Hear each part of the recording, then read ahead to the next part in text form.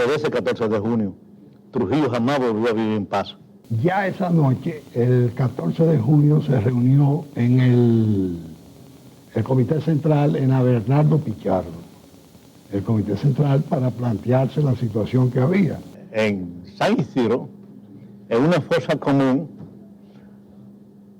aparecieron 67 compañeros. El 14 de junio, los partidos de izquierda de aquí ni tenían posibilidades, ni estaban realmente en esa actitud. Realmente no era una revolución comunista, ¿no? Fue una revolución democrática. Sereno en el momento de peligro, sereno en el momento del combate. Porque yo no concibo cómo es posible que aquí se olviden los hechos y que alguna vez se haya pensado de que Balaguer ha cambiado. Pero algunos de ustedes estaban en el listado, ¿eh? Baby estaba. En los 42 eran. Sí. Usted era uno de los 42 comunistas que iba a 52 eran. Sí. Baby era uno de ellos. Correcto. Nosotros traíamos en nuestra mochila un programa mínimo. Y ese programa representaba la felicidad de nuestro pueblo. El 14 de junio, a través del Buró Militar, venía siguiendo la conspiración desde mucho tiempo antes. Teníamos relaciones con la Chapelle desde cerca de un año antes de estallar. Y con Fafa, que Fafa planteó eso en el foro que hubo con las Fuerzas Armadas, de que al 14 de junio él le planteó eso y yo y otros compañeros respondimos en contra del criterio de los demás compañeros del Comité Central y participamos en ese movimiento. Una de las cosas que hizo el Buró Militar fue, te estoy mencionando el Buró Militar porque fue quien siguió muy de cerca, el organismo de 14 que siguió muy de cerca la conspiración. La conspiración, que el Buró Militar metió a Oscar Santana en el campamento del 25. Y seguimos partiendo del conocimiento que teníamos de la conspiración. Ya cuando estalla el movimiento, ¿no?, en la tarde que lo anuncia Peña Gómez, tan pronto se dio el hecho, Oscar Santana llamó a la dirección del Buró Militar y nos informó de que el golpe, contra el movimiento se había iniciado por la captura de la jefatura de Estado Mayor. Torturado vilmente, es que es lamentable que la población no conozca esa historia. Que el golpe de Estado era una acción política y militar como otra cualquiera, ¿no? Y que los comunistas lo que debíamos hacer era aprovechar los movimientos conspirativos para lograr integrar el pueblo a la acción. ¿Cómo se produce? Del PRD, del Partido Social Cristiano, o sea, y de otra gente que no eran de ningún partido. Todos estos grupos que no tienen una cabeza común pueden organizarse a partir del 28. El llamado de Peña Gómez por la vía televisiva y radial hace que el pueblo se lance a la calle. Pero sin una cabeza. Sin ninguna cabeza.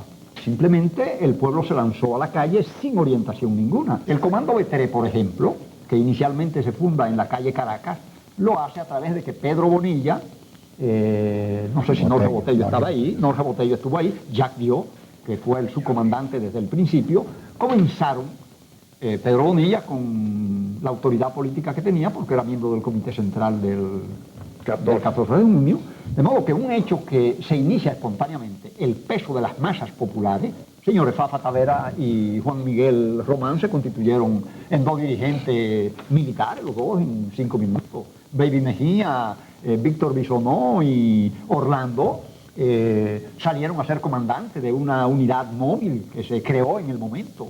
Cuando estalla la guerra, el 14 de junio, tuvo el 14 de junio específicamente, como consecuencia del fracaso de la guerrilla del 63, estaba muy fraccionado a un grado tal de que la mayoría de los organismos no reconocían el Comité Central. ¿Qué fue lo determinante de la batalla del 27 y 28 en el puente? ¿Qué fue lo que determinó el triunfo de los constitucionalistas en el puente? No, el valor del pueblo. Eso es lo que yo he dicho siempre. Eso fue una cosa que solamente un pueblo decidido a morirse en un sitio lo puede lograr. En los primeros 2 días, enorme cantidad de pequeños cuarteles fueron desarmados. ¿Por quiénes? Por gente civil que a lo mejor iban con una sola pistola y un grupo de personas y se llevaban todas las armas. ¿Cuándo viene resultando el asalto? Es más, entrando mayo ya, ¿verdad? No. Antes de el 27 en la el 27. ¿Era cuál fortaleza? ¿La fortaleza Osama? La fortaleza Osama. ¿Y no fue después de la intervención? No fue antes. No fue al día Eso siguiente. aceleró la intervención. Oye, cuando eso aceleró el desembarco de las tropas norteamericanas que ya estaban ahí. Las armas salieron, yo no sé de dónde salieron tantas armas, porque los militares entregaron armas también. Y había muchos militares. Y además, sí, pero además militares... Bueno, todavía hasta el 27, 28 habían varios miles de militares, ¿verdad? Varios miles. armados. Sí. Y habían los cañones, los 4 cañones antitanques que estaban ahí. E inclusive cuando comienza el desembarco norteamericano, la mayoría de las tropas constitucionalistas ya estaban cercando el Palacio de la Policía Nacional. Sí. Que eso aceleró o precipitó inclusive el desembarco norteamericano. Además ya teníamos el antecedente de los acontecimientos de la cabeza del Puente Duarte, que yo entiendo que en ese momento todo cambió. En primer lugar comenzó una organización, una dirección militar, porque la participación de los militares que llegaron ahí acompañados de Camaño comenzaron a darle organización a la anarquía. A la espontaneidad de la gente. A la espontaneidad, porque eran... Porque después de la batalla del puente, entonces ya se unieron los militares con todos los partidos que había ahí. Y los Que fue un momento de partidos unidad. reconocieron... Inmediatamente. El liderazgo de Camaño. Sí. Inmediatamente. Sin vacilación y sin ningún tipo de condición. Estamos ya en el Sánchez Luperón. Fue más de 3 semanas entonces. Sí, correcto. Pero realmente ahí fue que se combatió y desgraciadamente lo que más sufrieron fue el pueblo, los niños. Yo vi niños heridos y muertos y ancianos, porque ellos entraban y arrasaban con todo lo que estuviese ahí. No perdonaban. No perdonaban a nadie. Yo creo que murieron mucho más población civil que combatientes. Juan María, una cosa con la pregunta que usted hiciste ahorita. La presencia del 14 de junio no fue tanto numéricamente, sino que el 14 de junio, a pesar de que tenía unos cuantos comandos, pero tenía una cosa que tenía presencia en la gran mayoría de los comandos, a través de cuadros y de compañeros. Algunos. Pero ya eso es en la organización, ya posteriormente a la intervención, ¿verdad? Sí, ya cuando se dan esos meses en que se empieza a organizar todo. Eso empezó como a las 8:30 de la mañana, porque yo me acuerdo que ya habíamos desayunado. A las 8:30 de la mañana, a mí me agarró iba cruzando en el mismo, en la zona internacional, yo estaba chequeándome para entrar a la zona constitucionalista cuando empezó la batalla el 15 de junio. Y a las 8:30 de la mañana. Cuando comenzó el tiroteo, yo quedé preso ahí en el medio. Me acuerdo que yo le había limpiado el fusil G3 que tenía el compañero Rodrigo Lozada, que después murió en San Francisco de Macorís. Y yo estaba limpiando mi carabina, que la tengo todavía. Cuando empezó el tiroteo, el bombardeo. Y inmediatamente fui al comando a recibir órdenes. Que no fui un combatiente de avanzada, pero estaba donde a veces me necesitaba. Ahí murió Batata, un joven combatiente, muy valiente. Jacques Dio y Bonilla conversaban en una puerta y quedaba una ventana ahí, ¿no? Recuerdo que mi hermano Lolo, que estaba ahí, le dijo, es posible que por ahí pueda entrar una granada de todas estas que están quitando, vamos a quitar de aquí.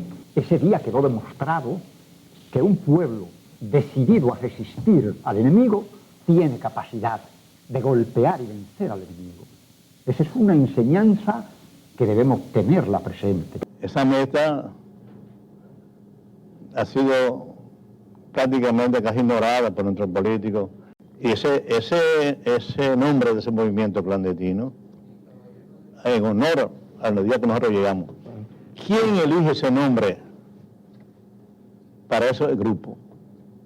En Mao, que fue la primera reunión que hizo la primera asamblea que fue Minerva Mirabal que propuso, vamos a ponerle 14 de junio a nuestro movimiento. Agradecemos mucho la presencia entre nosotros esta noche de Orlando Sánchez Díaz, Baby Mejía y Miguel Ángel Muñiz. Los tres fueron combatientes de la revolución constitucionalista que cumple 40 años en estos días. Se enfrentaron también a las tropas de ocupación norteamericana que invadieron el país para evitar el retorno del gobierno constitucional del profesor Juan Bosch. Ellos los tres tenían también una militancia, eran del movimiento revolucionario 14 de junio, la agrupación política 14 de junio. Vamos a preguntarle primero, y lo dejamos a ustedes que ustedes respondan libremente, ¿cuál fue la participación real del 14 de junio y en la organización y en los comienzos? ¿Cómo se incorporaron ustedes a los combates de la revolución constitucionalista? Baby Mejía quiere arrancar. Fíjate, el 14 de junio, a través del Buró Militar, venía siguiendo la conspiración desde mucho tiempo antes. Teníamos relaciones con la Chapelle desde antes de un año, cerca de un año antes de estallar. Y con Fafa, que Fafa planteó eso en el foro que hubo con las Fuerzas Armadas, de que al 14 de junio él le planteó eso y yo y otros compañeros respondimos en contra del criterio de los demás compañeros del Comité Central y participamos en ese movimiento. Una de las cosas que hizo el Buró Militar fue, te estoy mencionando el Buró Militar porque fue quien siguió muy de cerca, el organismo de 14 que siguió muy de cerca la conspiración. La conspiración, que el Buró Militar metió a Oscar Santana en el campamento del 25 y seguimos partiendo del conocimiento que teníamos de la conspiración. Ya cuando estalla el movimiento, ¿no?, en la tarde que lo anuncia Peña Gómez, tan pronto se dio el hecho, Oscar Santana llamó a la dirección del Buró Militar y nos informó de que el golpe contra el movimiento se había iniciado por la captura de la jefatura de Estado Mayor. Y eso fue antes de que Peña lo anunciara. Ya esa noche, el 14 de junio, se reunió en el Comité Central en Bernardo Pichardo, el Comité Central, para plantearse la situación que había. Para el Buró Militar no fue nada extraño, no fue nada raro, porque estábamos al tanto de eso, y ya el 25 en la mañana, con las pocas armas que teníamos, porque teníamos 2 años operando militarmente en el país, con las pocas armas que teníamos, ya el Buró Militar estaba con sus comandos en la calle, principalmente en la azotea de Ciudad Nueva, y obstaculizando calles y haciendo allanamientos como la joyería Oliva, con fines de conseguir armas. Eso quiere decir que hubo una disparidad de criterio entre el Buró Militar, correcto, y el aparato político propiamente dicho, correcto, la dirección política del movimiento 14 de junio. Correcto. Yo podía agregar algo. A ver, Orlando, ¿qué tú agregas? Yo pertenecía a la Comisión de Organización del Distrito Nacional, además del Buró Militar. Y ya he estado trabajando más en la organización de la Comisión de Organización del Distrito. Y un compañero que se llama, está vivo, Nicolás Mato, alias Pipí la Guerra, me informó de la conversación como una semana o 10 días antes. No era un secreto entonces. No, pero él me informó. Bastante como abierto era él. Él pertenecía al 14 de junio ahí en Villa Consuelo. Yo le informé y llegamos hasta, es bueno que sepa, a denunciarlo como una obra del imperialismo yanqui. Y cuando dice llegamos, Orlando, llegamos, ¿quién es que llega a denunciarlo? Por el compañero Fafa Tavera, el Comité Central lo autorizó que denunciara el golpe, porque creíamos, la disparidad era tan grande que creíamos que realmente era una treta, decíamos, del imperialismo yanqui para reprimir el movimiento revolucionario. No fuimos capaces, quizás de que el ejército había lucha también. y que era parte del pueblo, o sea que no estaba aislado. Pero bueno, de todas maneras, lo sorprende, el aparato militar se mete ya en la misma 24, ya el 25, y cuando el 14 de junio como tal entra a formar parte de la lucha constitucionalista. Fíjate, Digo, ¿tú quieres? Bueno, Sí. inmediatamente, precisamente ese día estábamos en una reunión en la casa del Liceo de Peña Durán, El 25. el 24, Al mismo 24. y entró el compañero Breno Brenes a decir que habían dado un golpe de Estado. Nosotros creíamos que era que había llegado la policía, porque ahí se reunía el PCP, el MPD, el 14 de junio, el 30 de marzo. Y nos dijo que había un golpe de Estado. Nos dieron instrucciones que nos fuéramos a nuestra casa a esperar instrucciones, pero realmente nosotros salimos. Ya el 25 de la noche, como ya el 14 había tomado su decisión, y esparció sus cuadros por diferentes lugares de la capital. Enviaron al compañero Cocuyo Báez Pérez por allá por Lobando en Villa Agrícola, acompañado de compañero Bayubín, Freddy Domínguez. A nosotros a mí me mandaron junto con el compañero Roberto Breyé, Orlando Mazara, Aniana Vargas y Belisa Acevedo. Y a mí después llegó de Puerto Plata y se incorporó con nosotros. También Abel. Sí, también estaba con nosotros, pero iba y venía Oscar Santana. Y inmediatamente nos dieron instrucciones de organizarnos y tirarnos a la calle. Nosotros nos tocó la parte norte. Ya estamos hablando del 26 entonces. Correcto, sí. Miguel Ángel, entonces, en definitiva, cuando se produce la invasión de Estados Unidos el 28, ya estaban incorporados, pero realmente tenían los llamados comunistas, o si quiere el 14 de junio. El 14 de junio era la agrupación más fuerte que había en la izquierda entonces. Sí, correcto. No se podría decir que era comunista como tal el 14 de junio, pero tenía alguna posibilidad de controlar el movimiento realmente. Como adujo Estados Unidos, que era una revolución comunista. No, esas son las justificaciones que Norteamérica busca siempre para lograr llevar a cabo sus acciones de terror, por cierto, terroristas, como la que lleva hoy en Irak.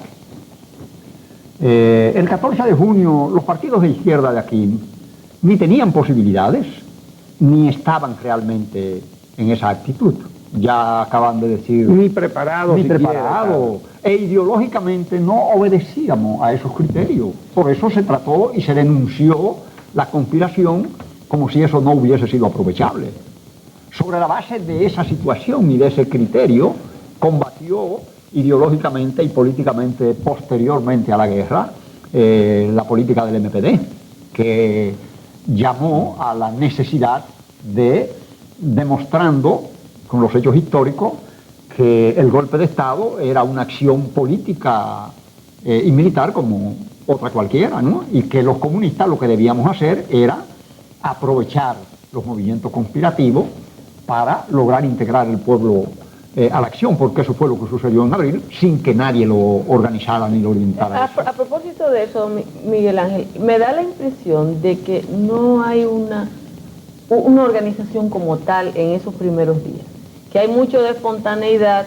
El 14 de junio le dice vaya a su casa, después se van organizando. ¿Cómo ocurre el proceso de ordenamiento de los combatientes? Porque va a participar gente del 14 de junio, gente del PSDP, gente del MPD.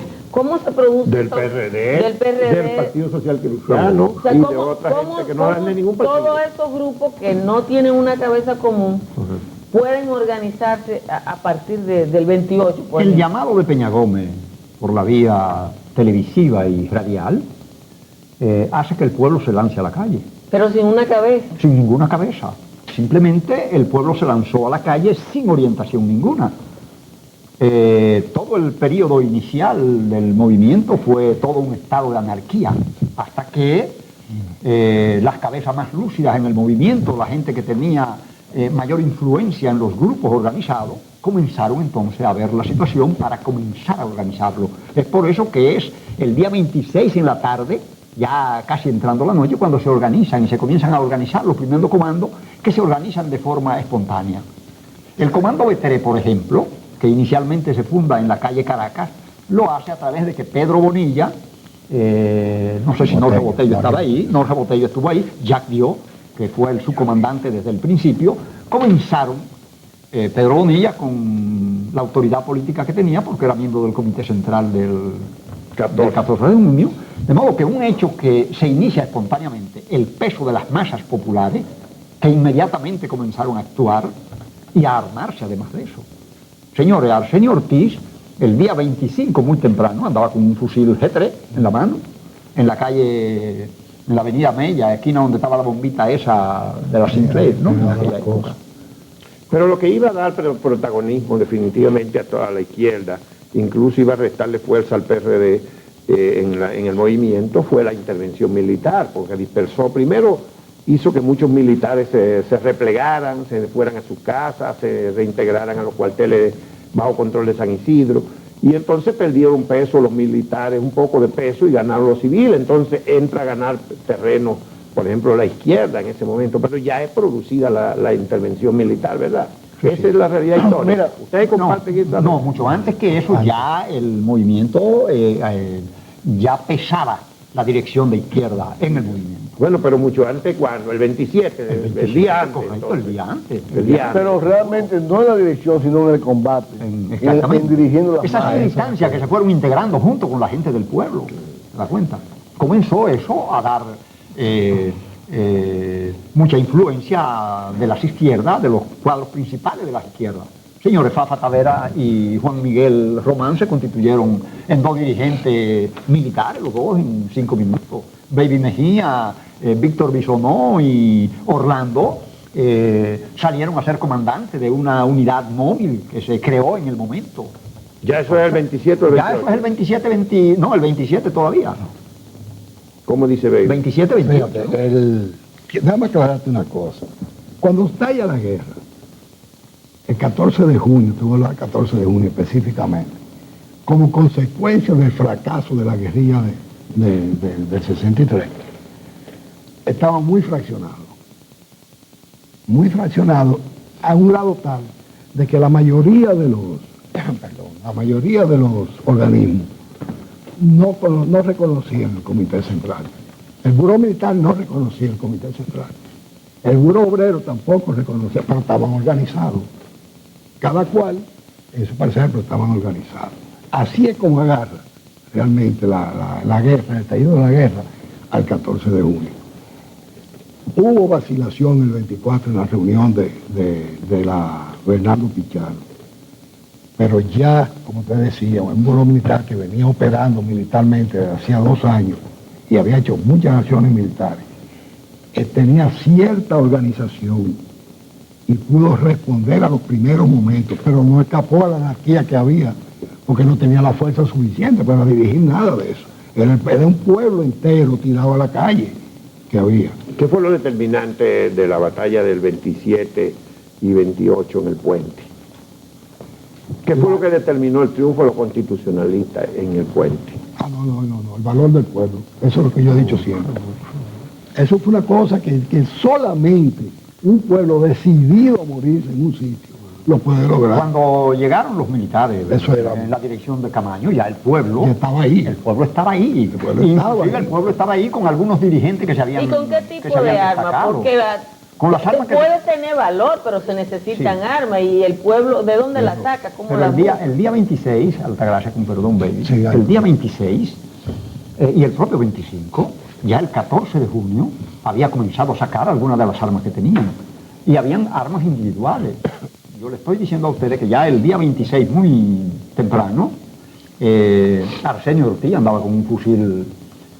Bueno, pero eso eran unas cuantas armas. Pero esas, no se olviden que en los primeros 2 días, enorme cantidad de pequeños cuarteles fueron desarmados. ¿Por quiénes? Por gente civil que a lo mejor iban con una sola pistola y un grupo de personas y se llevaban todas las armas.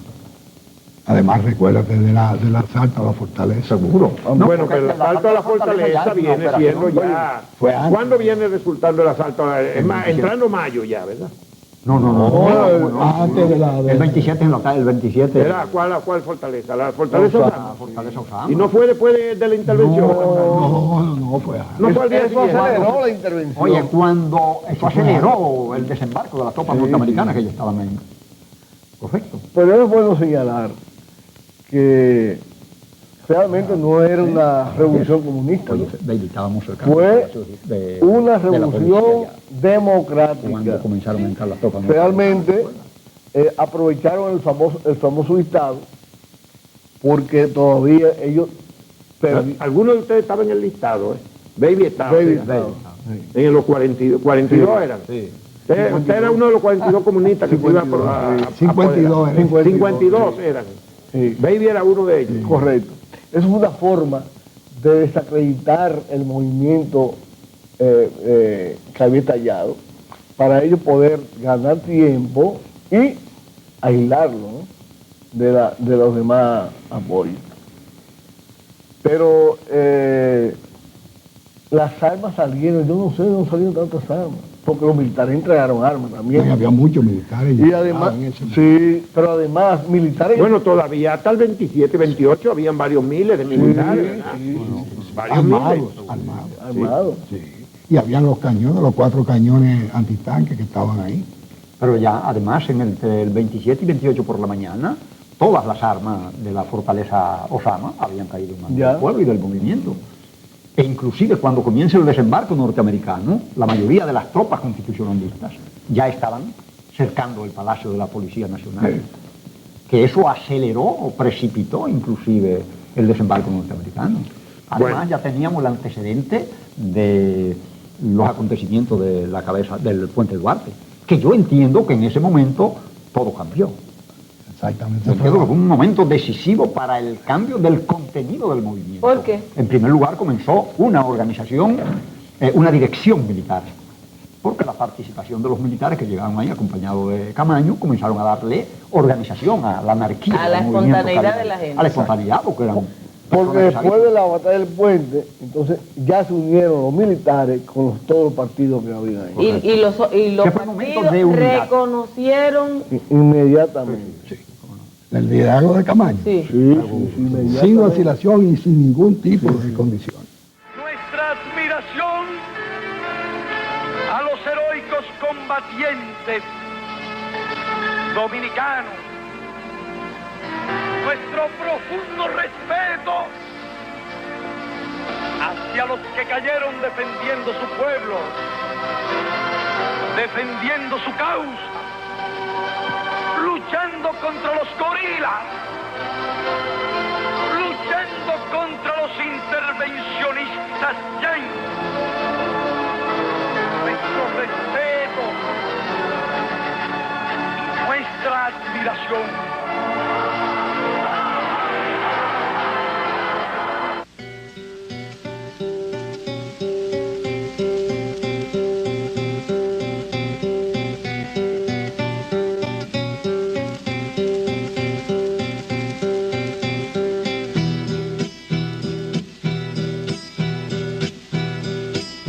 Caramba, caramba, Francisco Alberto, caramba, mi comandante te hiciste el muerto en la sierra, se lo creyeron, qué bueno. De los recuerdos que quedan en mi memoria de Francis Camaño, recuerdo al hombre impetuoso, pero al propio tiempo sereno. Sereno en el momento de peligro, sereno en el momento del combate, sereno en el momento de la crisis y sin embargo impulsivo. Impulsivo cuando el embajador William Tapley Bennett quiso implicar que la revolución estaba derrotada, que él dio un puñetazo sobre la mesa y le ripostó que le iba a probar que no estábamos vencidos y marchó a la cabeza del puente y se puso a la cabeza del pueblo junto al coronel Montes Arache, Claudio Camaño y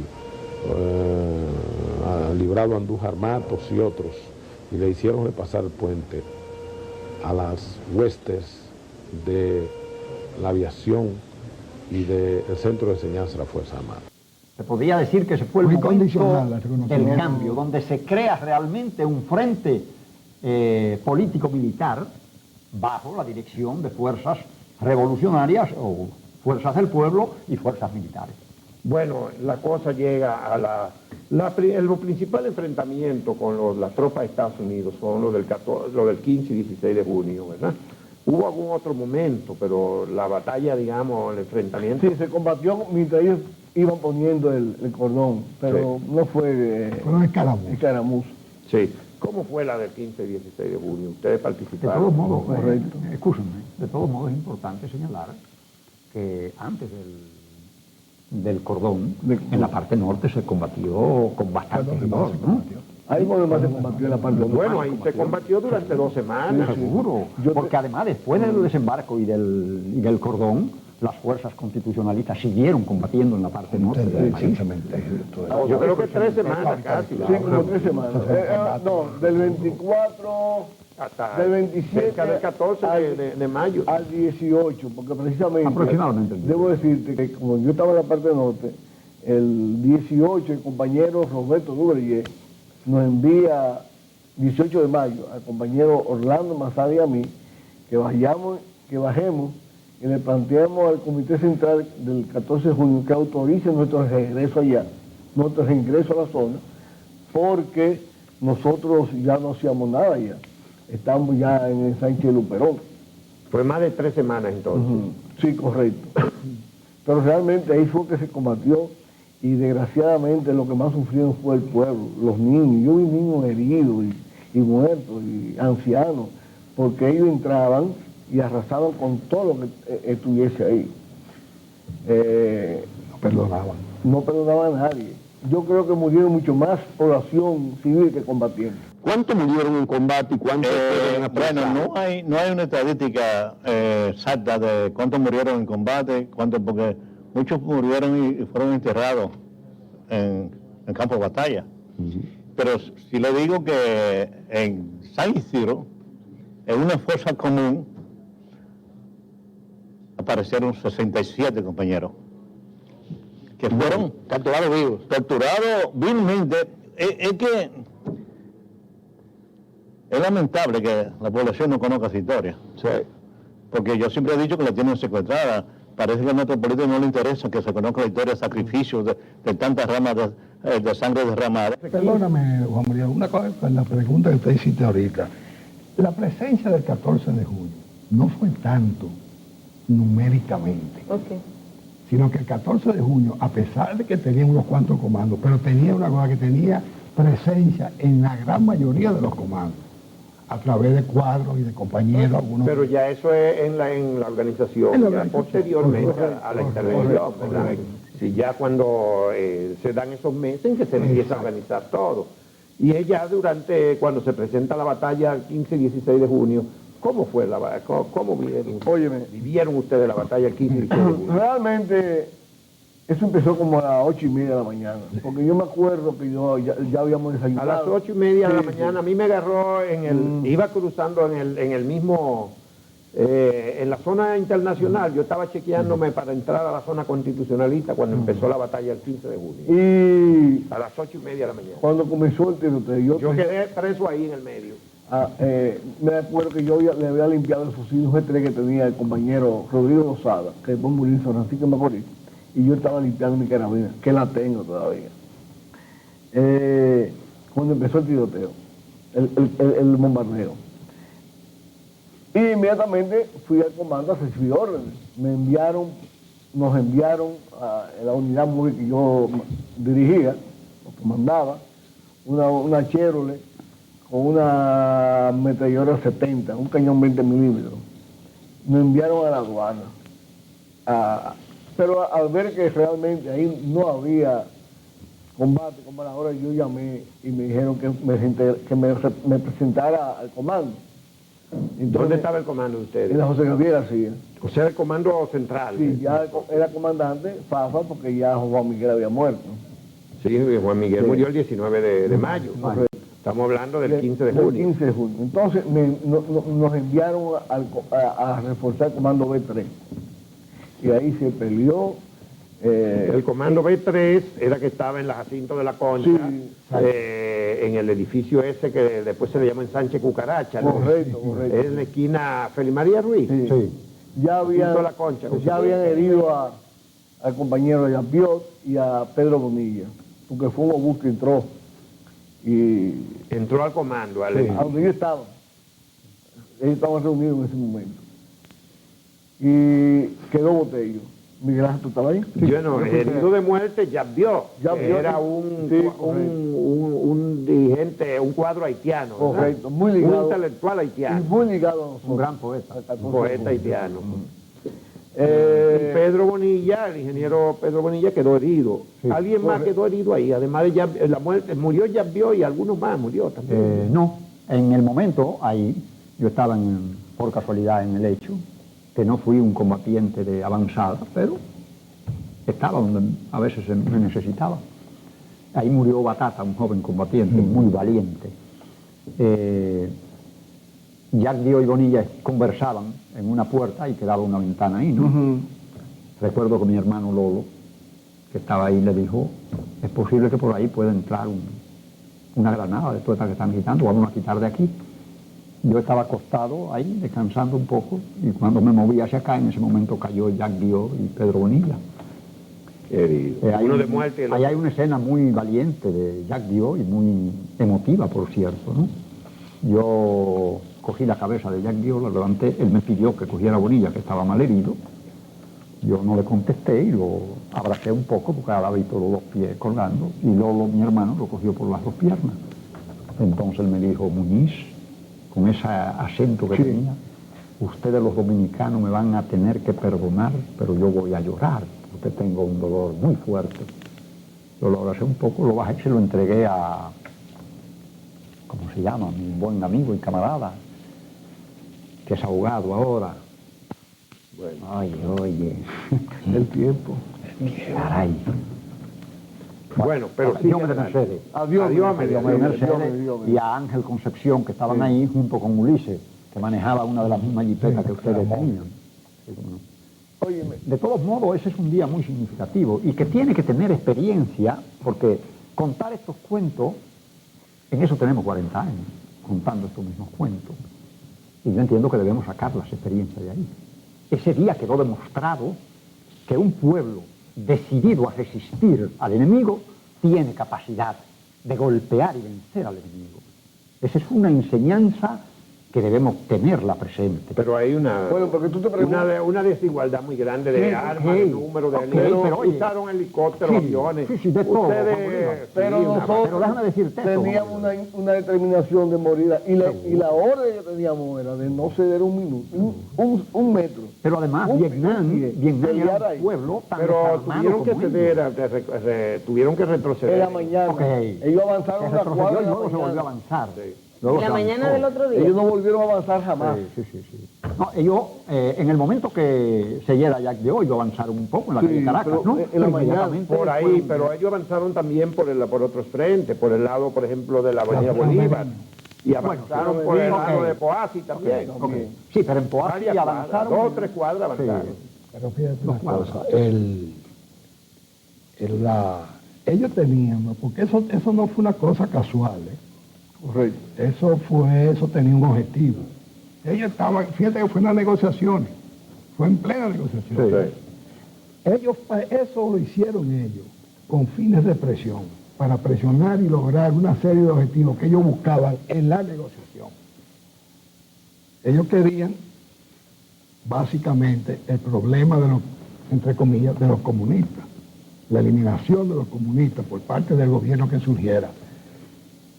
Eso se le planteó a Antonio Guzmán cuando estaba en las negociaciones. Porque yo hablé con Guzmán de eso. Él me mandó a buscar, yo hablé con él. Y eso fue de las cosas. Y él dijo, yo no voy a permitir si se retiró de la negociación. No, y cuando fue candidato presidencial, en una entrevista que yo le hice en el 74, cuando fue candidato presidencial la primera vez, él narró cuando del acuerdo de Santiago, Guzmán narró cómo habían sido las negociaciones y cómo él había rechazado ser presidente porque él se negó a reprimir a lo que llamaban. Porque nosotros lo estaban atacando permanentemente, acuérdate que era diario. Sí, lo que determinó el fracaso que Estados Unidos no le entregara el poder al PRD y a Guzmán fue la negativa a deportar comunistas. No, un campo de concentración en Samaná. Bueno, se habló también de un campo de concentración. Sí. Pero eso fue ahora. De todos modos, esa fue una labor muy bien cumplida por Balaguer, ¿no? Sí. La propuesta de Antonio Guzmán fue un trabajo muy bien hecho por... Lo cierto es que el 15 y el 16... Bueno, déjame decirte. Entonces, porque Baby también participó, ¿no? Como dice Baby, era ablandarnos para negociar. Y Palmer, el general Palmer, Bruce Palmer dijo que en 6 o 10 horas, 12 horas él ocupaba Ciudad Nueva. Al nosotros tener la orden de morir ahí, como te digo, no avanzaron más. De las primeras horas, cuando comenzó el bombardeo, ellos avanzaron, porque era con bazooka, mortero y cañón 105. ¿Y ustedes qué arma tenían? Arma corta. Fusiles. Fusilería. Teníamos la unidad de móvil. Cañón 20 milímetros y metralladora 50 y 30, montadas en la unidad de móvil. Que tuvieron una buena participación ahí. Entonces, eso dio tiempo a que la opinión internacional se moviera y se reuniera el Consejo de Seguridad. Y la Unión Soviética, junto con México y otros países, tuvieron su papel. Sí. ¿Cuántos murieron en la batalla del 15 y 16 de junio? Bueno, de los americanos, ellos declararon que 170, 175, no recuerdo. Una de esas dos cifras. No, pero no fueron tantos, ¿no? No fueron tantos. Oficialmente. La cifra oficial que ellos dieron. ¿Cuántos murieron del lado constitucionalista en esos 2 días? No murieron mucho. No tengo cifras. No tengo cifras tampoco, pero recuérdate que ellos siempre dan cifras menores de las que eso fue una cifra oficial. De todos modos, los civiles murieron mucho. Porque donde realmente le dieron duro, de verdad, fue San Miguel y San Miguel, todo eso por ahí, San Antón, que lo dejaron entrar. San Carlos, que estaban los Bueno, San Carlos, pero ellos a San Miguel no llegaron, ¿no? Sí, ellos se metieron por el vacío. Ellos llegaron hasta el edificio San Rul, y lógicamente luego subieron, se retiraron. A San Antón. Llegaron. A San Antón le dieron mucho. Sí, ellos dispararon mucho sobre esa zona, pero no llegaron ahí. No, ellos no cruzaron la mella. No cruzaron la mella. No, la mella no la Bueno, pero San Antón está abajo de la mella. Pero está pegado ahí, Bueno, en definitiva, lo relevante fue que la ciudad de insurrecta de Santo Domingo no cayó a pesar de dos días consecutivos de cañoneo. Que no fue porque ellos no tenían el poder para cogerlo. Ellos tenían el poder militar para cogerlo. Bueno, sí, tenían el poder militar. Pero el costo humano parecía que iba a ser muy alto. Iba a ser muy alto. Y además, recuérdense que en esa época todos los intereses de los sectores económicos de poder estaban ahí abajo. Que no iba a quedar nada ahí. Te voy a decir que yo fui de la poca persona que fue al juicio que se le hizo al 14 de junio, a los 14, cuando estaba Sina Cabral, Fidelio de Pradel, y yo fui al Palacio de Justicia a ver aquel juicio que se le hacía. Y nunca se me olvida que fue la primera vez en mi vida que yo canté el himno nacional como con tanto arrojo, con tanto de aquí dentro, que creo que me marcó para toda la vida, esa escena que yo vi ahí en ese juicio. Y yo me preguntaba a sí mismo en el momento en que estaba mirando así, digo, ¿será que nosotros tenemos, como se dice, mala memoria y que Balaguer es coherente? Porque yo no concibo cómo es posible que aquí se olviden los hechos y que alguna vez se haya pensado de que Balaguer ha cambiado. Este año se murieron varios de los protagonistas de las últimas décadas en la política nacional, el general Antonín Ver Barreras, los guerrilleros de Playa Caracoles, Arles Germán y Claudio Camaño. Finalmente, en estas últimas semanas se nos fue Mayobanet Vargas, que era el último de los dominicanos sobrevivientes de la gesta heroica del 14 de junio del 59, que vino a combatir la tiranía de Trujillo y declinó y marcó el declive de esa dictadura por toda la sanguinaria represión que acompañó esa lucha de los dominicanos que vinieron desde el exilio. De manera que vamos a ver entonces una síntesis de lo que dijo Mayobanet Vargas en la última entrevista que ofreció en la televisión dominicana, que nos la dio a nosotros el 14 de junio de este año. Nosotros traíamos en nuestra mochila un programa mínimo. Y ese programa representaba la felicidad de nuestro pueblo. Hoy, a los 57 años, lamentablemente, esa meta ha sido prácticamente casi ignorada por nuestros políticos. Se han logrado cosas, pero mientras aquí exista la ignorancia política, la educación, la educación básica para un grupo privilegiado, porque los pobres no pueden recibir esa educación que reciben en los colegios la mayoría de la juventud, de los niños de este país. Como nuestros políticos, la mayoría, lamentablemente, en mayoría, van a las políticas nunca pensando en el país. Van pensando en ellos, en su bolsillo, en hacerse rico. Es lamentable que vayan pensando en hacerse ricos. Mira nosotros, como he dicho siempre, teníamos un futuro lindísimo en el exilio, fuera del país. Éramos jóvenes, muchos estudiábamos y todos lo dejamos. Muchos dejaron su esposa del primer año de matrimonio en el Estado. Muchos dejaron su negocio. Muchos dejaron en Caracas este muchacho, Toribio Bencomer, tenía una clínica. De los pocos Bencomer que quedaban en esa época, porque Trujillo también acabó con ellos. Y todo eso quedó. Bueno, parece que tienen que venir políticos nuevos. Políticos nuevos con otra idea, como la que trajimos nosotros. Venimos sacrificando, nunca pensando en nosotros. Y Trujillo, desde ese día, el 14 de junio, día como hoy, pisamos a las 6 de la tarde, llegamos a Constanza, con una ametralladora 50 en la azotea de la fortaleza, y nosotros tiramos ahí. Cuando la gente me pregunta, ¿y por qué esa gente no lo barrió? Digo, bueno, no lo hizo para que me salvara yo. Está viviendo un periodista puertorriqueño que nos visitó a nosotros aquí, vino a buscar recomendaciones, nos entrevistó a mí, a comandante Ochoa, a Poncho Po, y está escribiendo un libro que se titula Los que tumbaron a Trujillo, refiriéndonos a nosotros. Desde ese 14 de junio, Trujillo jamás volvió a vivir en paz.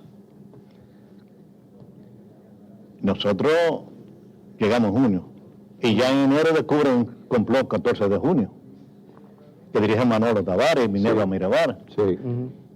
Y ese nombre de ese movimiento clandestino, en honor a los días que nosotros llegamos. ¿Quién elige ese nombre para ese grupo? En Mao, que fue la primera reunión que hizo la primera asamblea, que fue Minerva Mirabal, que propuso, vamos a ponerle 14 de junio a nuestro movimiento. Lo admiro a ustedes. ¿Por qué? ¿Por qué lo admiro? Porque ustedes educan al pueblo. Ustedes dicen cosas que otros no dicen. Entonces, todo el dominicano consciente que quiere conocer la verdad y lo buscan ustedes. Es lamentable y muy lamentable que el político que traiga un mensaje nuevo, que le traiga la verdad en su discurso al pueblo, son los menos votados. lamentablemente hay un atraso político en nuestra población, porque la mayoría de veces el que más mentira le habla, el que más le burla, por eso es que votamos. Entonces, yo siempre he dicho, lo voy a seguir diciendo, yo creo que el pueblo está dormido, pero también aseguro que un día va a despertar, porque otros pueblos han despertado como Bolivia. ¿Por qué Bolivia despertó? ¿Por qué Nicaragua despertó? ¿Y por qué Ecuador, esos pueblos que tienen hoy más o menos un gobierno progresista, un verdadero hijo? Porque yo creo que el pueblo tiene sus enemigos. ¿Quiénes son los enemigos del pueblo? Los que lo burlan, los que lo engañan, los que les roban su felicidad. Yo digo que yo no quisiera morir sin ver que el que le robe 100 pesos al Estado carga preso. Porque yo digo que 100 pesos alcanza para comprarle un calmante a un enfermo pobre que está en un hospital. Mis queridos hijos, aunque no estoy con ustedes, no por eso dejo de llevarlos muy adentro. He sabido de sus notas ejemplares y me llena de satisfacción que así sea. Pues hoy, hijos míos, ustedes se forjan en el pensamiento, ejemplo y deseos del Che para servirle mañana a la patria, del hombre nuevo que él, con su heroico sacrificio, ayudó a forjar y que yo, con mis compañeros, trataremos de emular en el pedazo de tierra de nuestra América, que es nuestra patria. Dijeron que estabas muerto, Francisco Alberto, caramba, y que en un sitio ignorado enterraron tu fusil. Francisco Alberto y tu cuerpo, Francisco Alberto, caramba.